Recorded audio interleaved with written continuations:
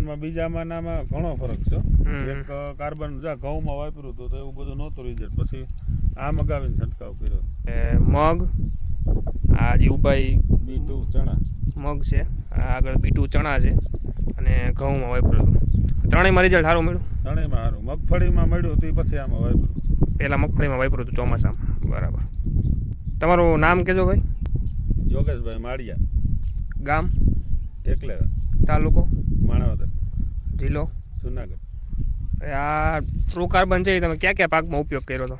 True carbon મગફળીમાં, પછી આ કાળા મગમાં, પછી બીટું ચણામાં, આ કાળા મગમાં, પછી અહીંયા આગળ અહીંયા બીટું ચણા છે એમાં ઉપયોગ કર્યો હતો અને ઘઉંમાં. ઘઉંમાં ઉપયોગ કર્યો. હવે એ કયો કેવું રિઝલ્ટ લાગ્યું? રિઝલ્ટ સારામાં સારું. કઈ રીતના વાપર્યું હતું? યુરિયા ભેગું ભેળવીને અને છંટકાવમાં.